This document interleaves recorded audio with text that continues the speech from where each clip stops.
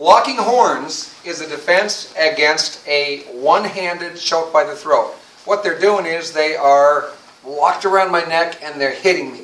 If they were holding like this, like in a guillotine, if they're choking, this might not work as well. But in this case, the idea is that they've got me with one hand and they're hitting with the other hand. What I want to do is, the first thing I want to do is I want to realize that this is across my throat. I want to grab that arm and pull it down. I want to turn my head into the body so that my throat is between here and their body. I don't want to turn out so that their arm is cutting across my throat. And then what I want to do is I want to do this. I want to step forward, creating a base, creating depth, and I'm going to drive my shoulder into them and move them back a little bit. I want to create a little bit of range so that I can get out. I hit the groin, shoulder, hit the groin with my hand, and then as they move away, I'm going to bring my elbow up and I'm going to strike them under the chin. My left hand is checking, just watching for a knee to fly up or a hand to fly up. You can see that I come up the center, I go to the corner, like a Y, just like that. Up, turn, and then I move forward and I drop my elbow on their chest. A downward diagonal elbow strike. Again, they're holding me, I anchor, I step in, I bump with my shoulder, I whip the groin, I elbow the chin, I come up to the top, I drop my elbow. Now, different ways to feed this as we do it, but sometimes when you'll see people just go like this. We like to make it a little bit more realistic. So what's going to happen is, for example, Carrie is going to feed it. And the way we feed it is not that she just gives me her neck, she throws me a right punch. And I get inside. One more time. I go here, and then I do this. This lets me practice something I might need to use. This is a good way to get into this position to be able to use it against an attacker. So I get to practice part of it, she gets to practice part of it. And now from here, we would do the rest of the technique. But that's how we're going to feed it when we do it. Not, go ahead and grab me, but rather throw a punch, do that, block, contour across the back of the neck, get into a good choke. I'm going to go from this side first. And what's happening is, I threw the punch, they came around, I wound up here. Again, I anchor, turn, step, shoulder, whip the groin, elbow, strike the chest. One more time.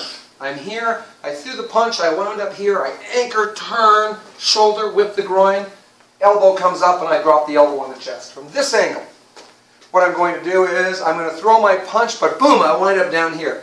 I anchor, I turn, I drive my shoulder into them, that moves them back, I strike the groin, the head starts to come down, my elbow comes up right under their chin.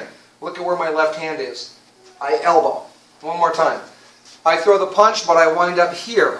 Drop, turn, look, shoulder, whip, all the way up to the top, drop on the chest. Remember, when I hit them, they went back like this.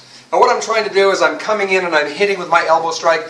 I want the guy to hit the ground so hard his head slams into the ground and he doesn't get back up. I am using the ground as a weapon of convenience. Doing it from this side. Again, I throw the punch, but I wind up here. I anchor, I step in, I bump with my shoulder, I whip the groin. Elbow comes up, elbow drops. Notice that my knees are very bent. One more time. I throw the punch, but I wind up here, anchor, whip, elbow comes up, elbow goes down. Alright, so Carrie's going to come in and I'm going to feed her a right punch. She's going to block, go over the top. You see, I grab, I turn in. I bump her back. This space opens up, and now I can come up, I can elbow under the chin, and then I drop with the elbow strike to the chest. That's what we're looking for. This side over here, Carrie. Again, that was a hard hit, but it was a hard hit to an area we could handle. We get used to taking these hits and we can do it. Solar plexus would be harder, sternum would be a lot harder. I would never hit the neck that hard.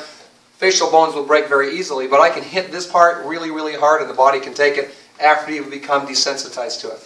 So I'm going to throw the punch, and here I am. I grab, I turn into the body. I bump with my shoulder to open some range. I come up under the chin, I turn, and I drop with the elbow strike. Let's do it from this side. One more time.